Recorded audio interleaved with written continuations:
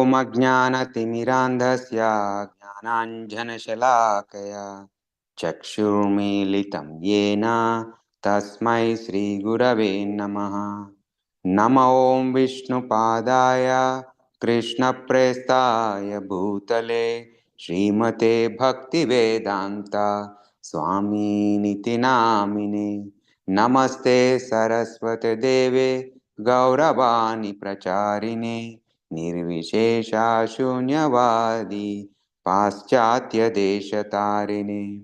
जय श्री कृष्णा चैतन्य प्रभो नित्यानंद श्री अद्वैत गदाधार शिवासादि गौर भक्तवृंद। हे कृष्णा करुणा सिंधो दीनबंधो जगत्पते गोपेशा गोपिका कांता राधा कांता नमोस्तुते। तप्त कांचन गौरांगी राधे वृंदावनेश्वरी वृषभानुस्तुते देवी प्रणमामि हरिप्रिये। वाञ्छाकल्पतरुभ्यश्च कृपा सिन्धुभ्य एव च पतितानां पावनेभ्यो वैष्णवेभ्यो नमो नमः। हरे कृष्णा कृष्णा कृष्णा हरे हरे हरे राम राम राम हरे हरे। मूकं करोति वाचालं पङ्गुं लङ्घयते गिरिं यत्कृपातमहं वन्दे श्रीगुरुं दीनतारणं परमानन्दमाधवं परमानन्दमाधवं परमानन्दमाधवम्। नारायणं नमस्कृत्य नरं चैव नरोत्तमं देवीं सरस्वतीं व्यासं ततो जयमुदीरयेत्। नारायणं नमस्कृत्य नरं चैव नरोत्तमं देवीं सरस्वतीं व्यासं ततो जयमुदीरयेत्। ॐ नमो भगवते वासुदेवाय ॐ नमो भगवते वासुदेवाय ॐ नमो भगवते वासुदेवाय।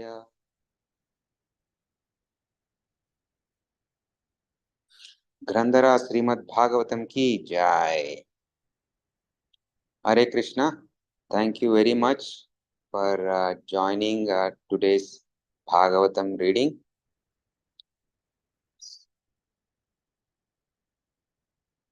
So today we are going to read third canto, 22nd chapter from 26th sloka to 28th sloka. So 3 slokas we are going to read.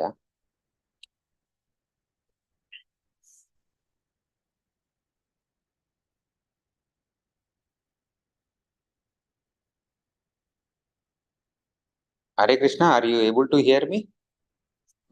Yes, Prabhu. Hare Krishna, Prabhu.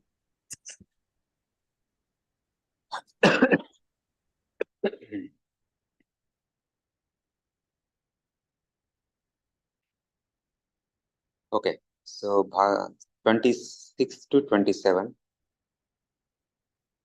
आमन्त्र्यतां मुनिवरम् अनुज्ञाता सहानुगा प्रतास्ते रथम् आरुह्य सभार्यः स्वपुरां नृपः उभयो ऋषि कुल्याः सरस्वत्याः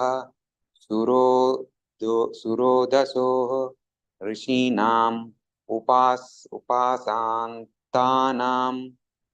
पश्यान् आश्रम संपदा. Synonyms, word to word meaning. Amantraya, taking permission to go. Tam, from him. Kardhama, Munivaram, from the best of sages. Anujnataha, being permitted to leave. Saha Anugaha, along with his retinue. Pratas, Pratat, Pratasthai started for Radham Aruyaha, mounting his chariot, Sahabharyaha, along with his wife, Swapuram, his own capital, Nrupa, the emperor, Ubayoho on both, Rishikulyaha, agreeable to sages, Saraswatyaha, of the river Saraswati, Suradoso,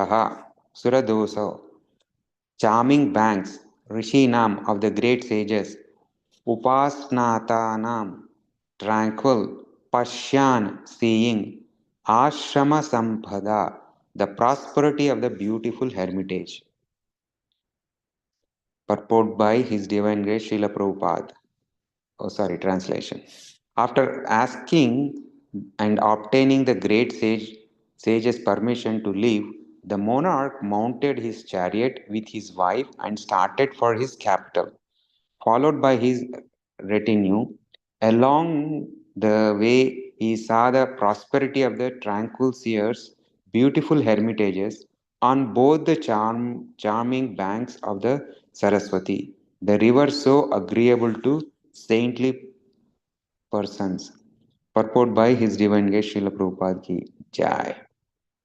As cities are constructed in the modern age and great engineering and architectural craftsmanship, so in days gone by there were neighborhood called Rishikulas, where great saintly persons reside. In India, there are still many magnificent places for spiritual understanding. There are many rishis and saintly persons living in nice cottages on the banks of the Ganges and Yamuna for the purpose of spiritual cultivation. While passing through the Rishikulas, the king and his party were very much satisfied with beauty of the cottages and hermitages. It is stated here, Pashyan Ashrama Sampada. The great sages had no skyscrapers, but hermitages were so beautiful that the king was very much pleased at the sight. So we'll read even 28th sloka. तम् आयन्तम् अभिप्रेत्य ब्रह्मावर्तत ब्रह्मवर्तात् प्रजापतिं गीत गीत संस्तुति वाद्रिताय प्रत्युदीयुः प्रहर्षिताः synonyms tam him ayantam who was arriving abhipretya knowing of brahmavartat from brahmavartat praja is subject patim their lord gita samstuti vaditray with songs praise and instrumental music. Pratyudiyuhu came forward to greet. Praharsitai, overjoyed. Translation. Overjoyed to know of his arrival, his subjects came forth from Brahmavarta to greet their returning Lord with songs, prayers, and musical instruments. Purport by His Divine Grace Srila Prabhupada. It is the custom of the citizens of a kingdom's capital to receive the king when returns from a tour. There is a similar description when Krishna returned to Dwaraka after the battle of Kurukshetra. At that time, he was received by all classes of citizens at the gate of the city. Formerly, capital cities were surrounded by walls, and there were different gates for regular entrance. Even in Delhi, today there are old gates, and some other old cities have such gates where citizens would gather to receive the king. Here also, citizens of Brihaspati, the capital of Brahmavarta, the kingdom of Swayambhuva, came nicely dressed to receive the emperor with decorations and musical instruments. Om Namo Bhagavate Vasudevaya. Om Namo Bhagavate Vasudevaya.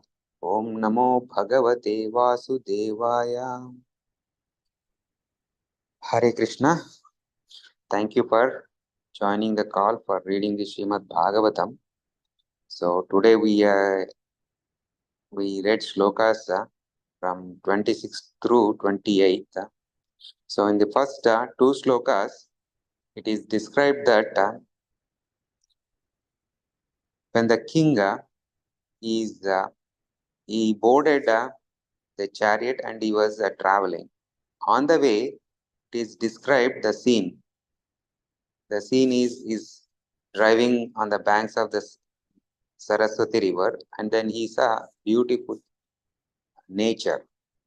And then adjacent to that, there are different cottages for the rishis who are residing there for the spiritual practice and spiritual realizations.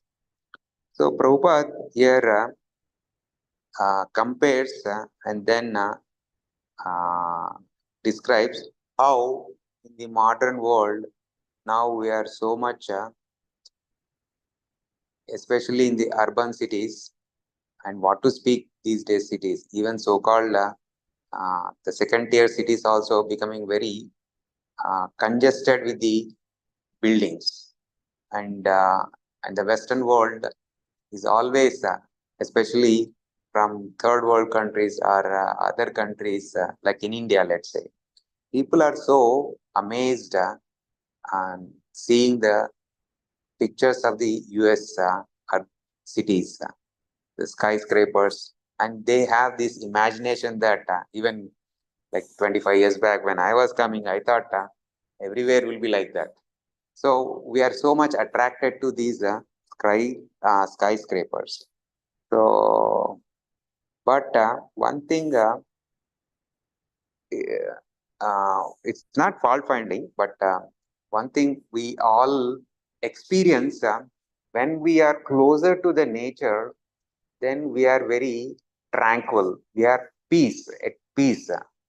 That is the beauty because the nature is created. Prakriti is nothing but Lord Krishna's creation, and he is the.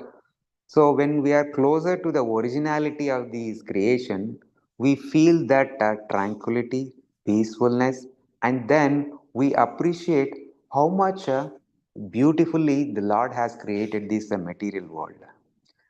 But unfortunately, when we are living in this concrete jungle, we appreciate the creators. It's a natural tendency for any human being, something that they see and really nice, we appreciate the creator.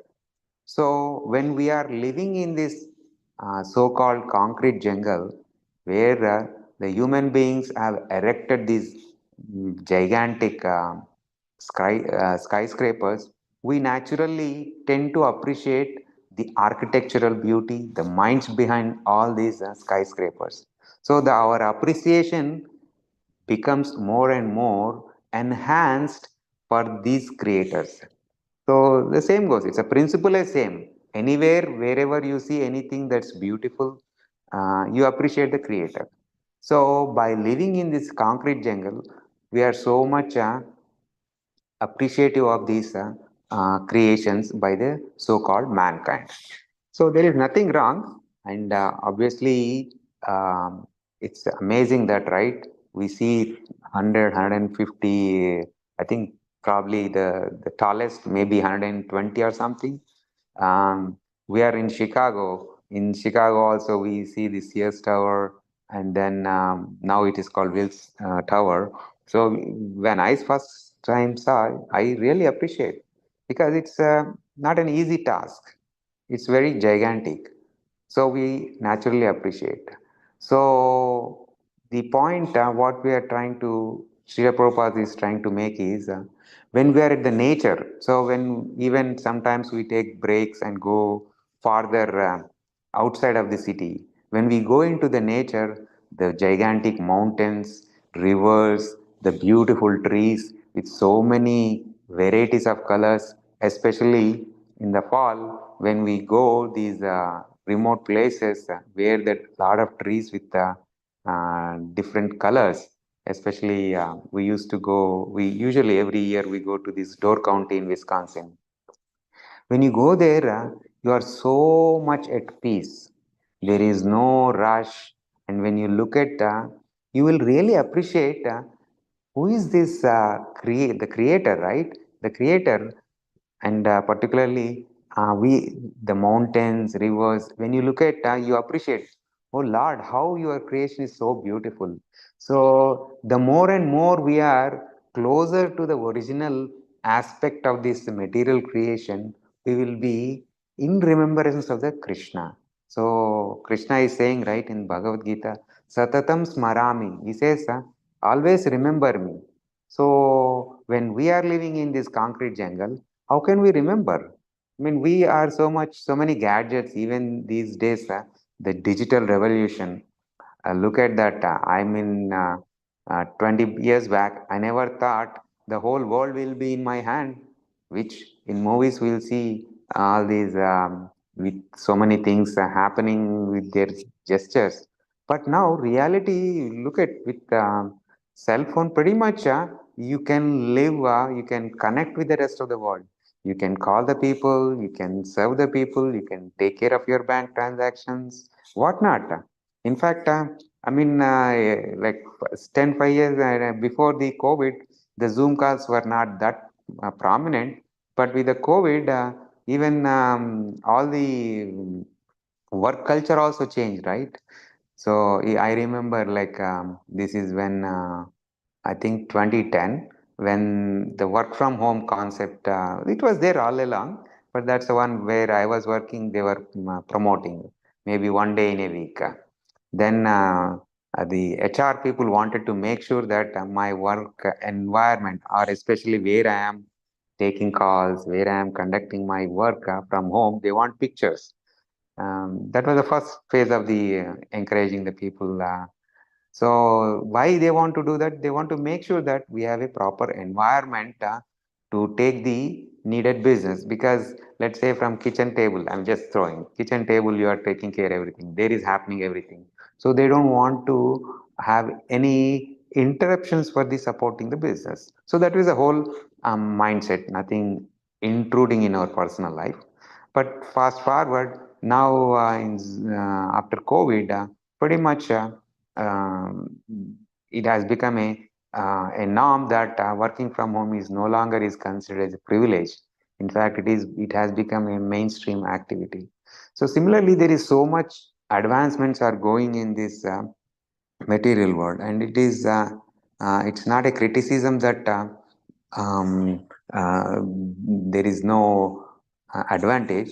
See, when we are not strongly rooted in the Krishna conscious, then we are disturbed, or we may move away from our the purpose of this life, right? So there is a saying, right? Comfort is the comfortness is the again is the progress. See, even now, if you look at any entrepreneurs, it outside it appears for us the magnanimous achievements that they have attributed. It's not easy. They have struggled a lot within the material world also. To accomplish these extraordinary things is not easy. They have, I mean, some of the biographies, it is worth to read how much struggle they have put in. Say, for example, Elon Musk. Anybody, if you take for that matter, even our Indian. The other day, I was happened to get an email or chat message where Adani Group, the chairman, the kind of struggle he has gone through from where he was and where he is now, it's a humongous shift. But the amount of energy, struggle he has gone through, nobody sees that. Now, everybody may praise, but he didn't achieve that one over a night. Years and decades of struggle and persistent determination, that all put together, now what is he today? So Now, on the other hand, devotees also see these attributes, whatever help us to be materially successful, that determination, constant persistence, and then putting struggle is needed how to achieve the material extraordinary things. Similarly, to what to devotees also put so much effort, then what to achieve there, their target is not to accomplish something extraordinary within this material world. They want to please the supreme lord. They want to go back to the godhead. So the principles of achieving any thing in material or spiritual, the principles are same. Hard work is needed, determination is there, all these ingredients are needed for both. There is no difference in that. But the target, what we want to achieve, is different. That makes the big shift between a mundane karmi versus a devotee. So, as a sadhaka, and often we're also gauged by the results. So, this is something I want to emphasize here. Often we compare in the material world, especially I see everywhere with the advent and with the progress of the social media, it has brought a lot of good things because earlier the traditional media used to be the maneuver the people however they want. But after the social media, there is a lot of awareness. So no more the so-called professional journalist can only influence the society. Even normal, ordinary citizen of the society can post his message, which can reach the entire society. His reach has become magnanimous. So no more the so-called journalism has become only a selected set of people. Now anybody can put anything on the social media. So it's good from that portion point of view. But there are some vested interests also. So we get so much information which may not be true. And that too, what to speak in this digital age, anybody can put an artificial manipulated situation and then put it on the social media, and people are constantly on the social media. So sometimes I wonder why people doesn't have time to come to the temple, come to some devotional activities, because they are so much vested in their these mundane useless things. Forget about what to speak of the higher practice of spiritual. Even on material platform, they are wasting their time simply on being this social media. So social media has the analogy I would like to say here, a knife is there. A knife could be used for killing the people, and also it could be used for operation. A knife in the hands of a doctor can save the lives. A knife in the hands of a robber can kill the people. So it is the intelligence of the people that's what they should be cognizant that, well, the time is precious, so I have to use it properly. So there is a lot of distraction because of the social media. And WhatsApp is another good tool and a nuisance tool. So at the end of the day, what the summary is, there will be tools or things available. How do we use it? That is something within our hand, isn't it? Then we always talk about these three kleshas, right? Adi Daivika, Adi Bhautika, Adhyatmika. Out of all these three, it is said that also we know that there is only one thing in our hand, that is the problem created by our own mind. Those are the only things we can manage, we can do anything. The problems created by the other living beings, not nothing we can do. What we can do at the most, if we have some authority in a family, probably some authority, you have authority on kids, you may shout at them or you may discipline them, but to what extent? Till they become graduated, right? After the college, they will say bye bye if they don't have a good relationship, right? So, to what extent we have control on anybody? Nothing. Then what to speak of the control over the nature. Can we control the mother nature? No. See, this is something the science people who understand, who glorify the science. I also glorify the science. There is no doubt about it. It has brought so much conveniences in my life. But the science is it all in all? No, it has so much limitations. Still, I remember the scientist Srila Prabhupada in Bhagavatam clearly how narrates how this whole creation happened, and then it is also said that, right, there are many, not million, billion, there are so many universes similar to us, right? In the Brahma, in the pastime of Vrindavan, we see when Brahmaji was taught lesson by Krishna. Krishna called all the other Brahmas also. Then Brahmaji wondered, the Brahmaji in our universe is a Chaturmukha Brahma. Then he saw other Brahmas with so many heads. Then he wondered, what is this? So similarly, my tiny brain may not comprehend all those things. But Shastra is one revealing all that. Now, I think a couple of years back, I learned that in a news channel. Now, scientists are thinking that there there might be are living entities beyond this whatever the so-called galaxy they think. So science is trying to scratch, not even he was able to scratch anything on the dent of this understanding. But Bhagavatam clearly how beautifully it narrates how the creation happened. So it is very important that uh, by mercy of Srila Prabhupada, we are able to get that the topmost knowledge without leaving the our day-to-day activities. So Srila Prabhupada, if I wonder sometimes if Srila Prabhupada wouldn't have come to America, then what would have been my life? Not that I am saying I perfected my life, but whatever little inclination I have, it is all due to Srila Prabhupada. So that is the thing that I am, whenever I read, incorporate reading of these two scriptures. See, that is another myth also in the so-called the society where I came from Bharat.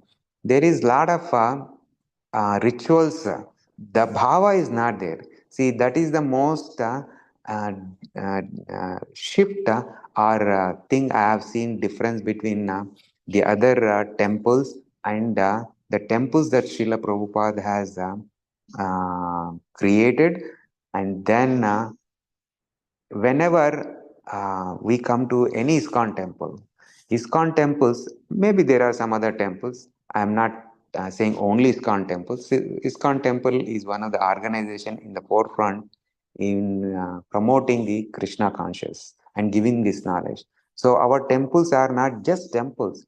It is it's like another analogy we give. It's like an hospital.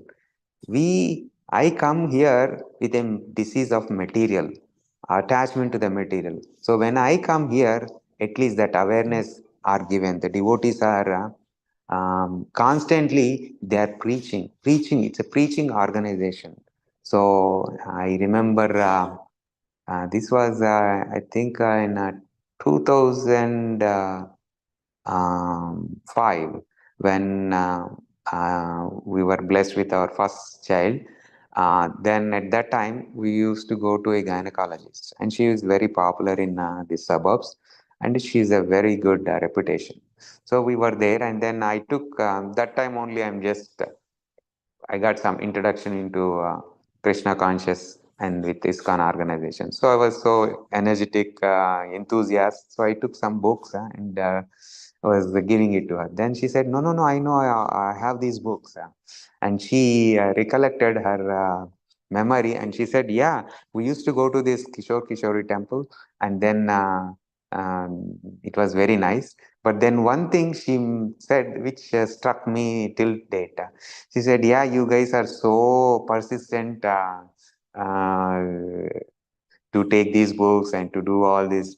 So that made me to think that how the Srila Prabhupada movement is different. See, if I go to any other temples, 99% the priests and other organization, the only motive for them is, okay, Baba, if you perform this samskara or service, okay, you will be blessed with good job. You will be if you do this, you will be blessed with beautiful wife. If you do, so that is for bachelors, it is to attract the bachelors. And if you do this, you will be blessed with wealth. So all these, only this is what they preach, but they never preach the real aspect. Okay, Baba, you are eating meat, so you should stop eating meat. So the life reformation doesn't happen there. But anybody who comes to the ISKCON temples, their life is transformed. They will be different. Preachers address in different way to attract the jivas. Somebody will be shocked, what are they doing? So this knowledge is needed. Say for example, I'm not I'm going to an organization where this knowledge is not given. What benefit I will be having? So that is the beauty of ISKCON temples. So our preachers are very day in day out, they are going. See, like how a salesman gets commission, our devotees are not doing anything for free. They are very, very, very selfish. Why? In Bhagavad Gita, the Lord says, the my dearest devotees are the most affectionate I have on those devotees who give this knowledge to others. So they are trying to get the Lord's love, Krishna Prema. That is what their commission. And this commission is eternally beyond any unparalleled commission that we receive in this material world. So preaching is very, very important service that Srila Prabhupada has given us, and then it's very nice. So why we getting into all this? Because here the in this particular sloka, the reference, the scene was projected or given that when the king is passing through this nature, he was at peace, peaceful. He became very peaceful, tranquil. So similarly, living in this concrete jungle, can we just go into forest and then leave everything and do our practice? Yes, that is an option is there. But then we have to totally renounce our families and other things. That is what Krishna did not recommend, because the whole Bhagavad Gita was spoken to a Gruhastha. He did not speak Bhagavad Gita to a Rishi or a renounced personality. He spoke to Gruhastha. And when in this beginning of the Kurukshetra, we all know that Arjuna wanted to move away. He was so compelled, became compassionate. What is the point in this um, war or in fighting this? At the end of the day, I am going to win, but at what cost? Killing my relatives. So he becomes compassionate. At that time, the Lord gives this transcendental knowledge. He shatters his thinking, because Arjuna was still that time he is thinking this body, and Lord says, "Who are you? You are nothing but this soul." And then, do you think you are killing them? No, you are an instrument in my hands in executing this task. If you don't kill, they are already killed. Because when he was shown, we are actually reading this, yeah, the Vishwarupa, that universal form. So in the universal form, he clearly shows past, present, and future. And then when these Lord is devouring, killing all these uh, uh, kings, he was put at rest. Oh, who am I? I'm not killing anybody. So even Arjuna wanted to go to the forest, said, then what's the point in killing? But Krishna did not recommend. He said, no, you have to perform your duties. So being Gruhasthas, our duty is to support the family. So this is very important.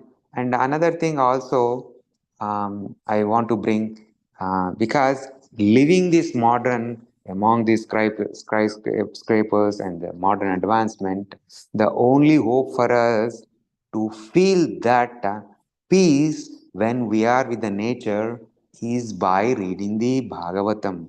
the script, Bhagavad Gita. These are literature which, even though we are in the among these advanced concrete jungle and advanced materialistically advanced society, we still have that peace only by reading this one. So it is parallel to living there versus living here when we read these scriptures and then meditate on these scriptures. So, and Srila Prabhupada created these uh, organization, ISKCON centers, temples across the globe.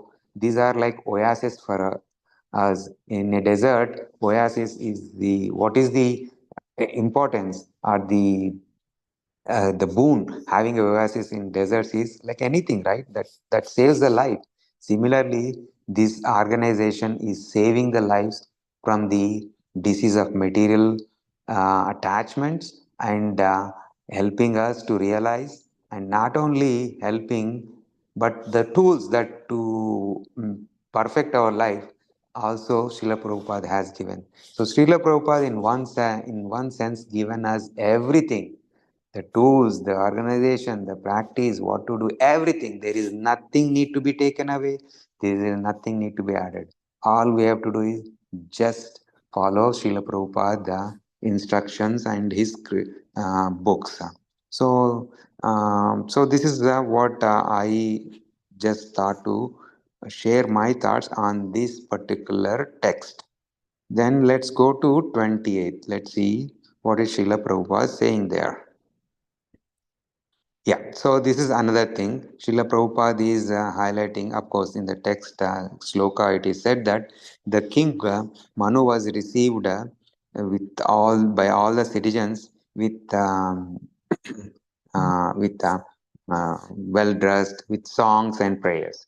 So the same practice. See, it's a material or spiritual activities. Everything, the concepts and the principles may be same, but the application and the targets are different. So here also, even in our society, when a politician or a person in a high position comes, it's a practice that the citizens may not be all the citizens, but there is a elaborate arrangements are made. A dignitary of the foreign states or the country head is coming, elaborate celebrations to invite him is happens. So that is very normal.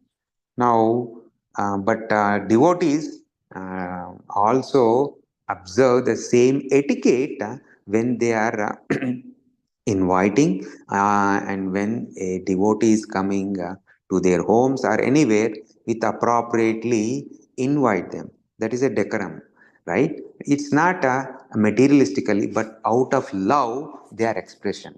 See, often this is one thing I'm in our relationships, especially in family life.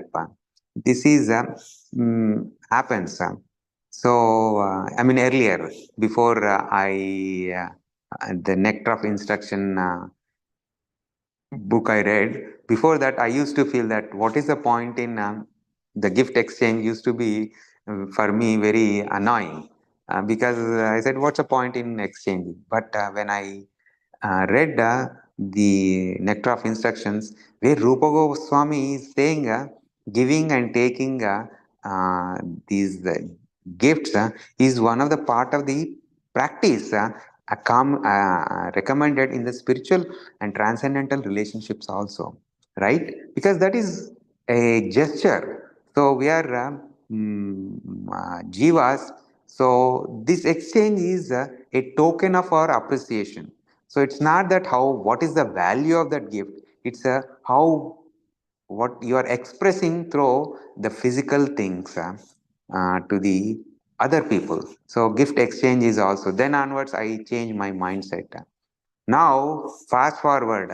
So when we as a practicing devotees, see, it's not that we are just aloof, we are only dealing with the devotees.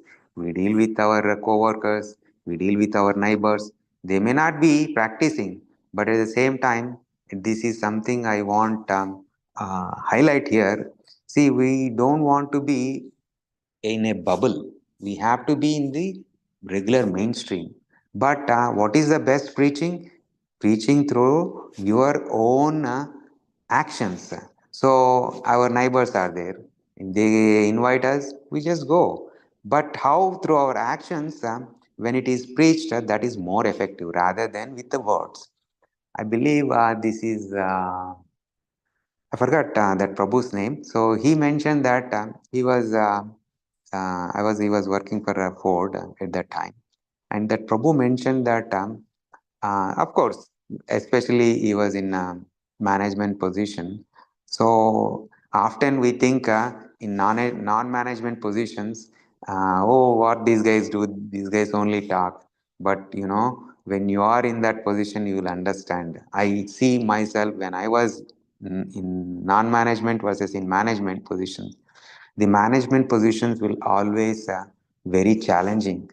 The reason is they have to get the things done by the others, not by themselves. The most easiest thing is just get it done and move on. But for them, they have to get it done through others. That is the challenge. So what I'm saying is, so he was there are so many issues, but it happened that his boss or somebody approached him. They commented, "Hey, you are so calm always in spite of so many things. Sometimes we get so many issues." Very time sensitive and laborious, but yet we see you are very calm. And then Prabhu said, yeah, the reason I am calm because every day I do meditation, uh, glorification of the Supreme Lord, and I read this transcendent literature, then that is the reason I'm very able to be observe tranquil at my in my mind and see these problems comes and goes. No problem is going to be there forever, right? Because Bhagavad Gita is full of so many nice instructions, and that is the reason I heard in these days Bhagavad Gita was also taught in corporations in these. It's very important because we see some incidents where CEOs, VPs committing suicides. Why? So much pressure. And why they are committing? Because lack of this understanding. They think that this is all everything. What is the big deal? If some issue is a problem as there, why they have to give their lives? Because lack of this knowledge. If they read Bhagavad Gita, then Bhagavad Gita clearly establishes problems comes and goes. Matra sparshastha kaunteya, right? Anything is not. Then it also says, who are you? You are nothing but jiva. These couple of instructions will enough for us to just ignore this material problem. So what? Today is a problem. What is there? The Lord has. So that groundedness comes from the Bhagavad Gita. That enlightenment comes from the reading. So it's so in nutshell, in these three slokas, highlights and summary, what I learned is being closer to the nature will always put us at peace and tranquil. The second point is, can I go to, can I live in a forest? No, but at least I should make an endeavor to visit nature, go to the nature, because even in our society, we are living, I'm in a neighborhood, there are so many parks. So weekly, if I can go there and what to speak, even see, where there is a will, there is a way. So even lunchtime, if you have 1 hour, and then nowadays we have the ability to work from anywhere. Just jump on the car, go to the park, have your take your lunch prasadam, and then attend the calls from there. How nice! So try to be closer to the nature, and then the real peace comes from the scriptural knowledge, scriptural reading. So that is the third thing, and fourth thing is we need to properly respect the devotees and.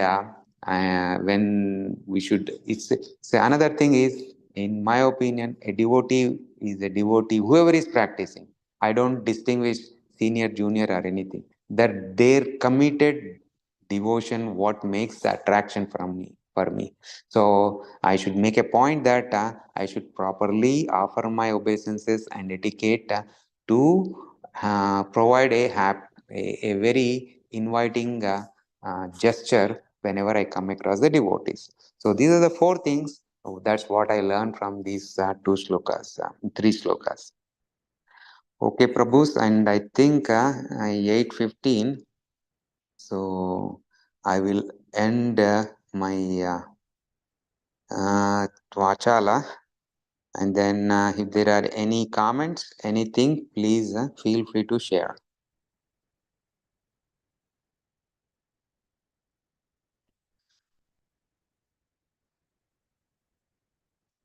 Okay, so we will end our call. Thank you very much for bearing my talk. And then happy Sunday.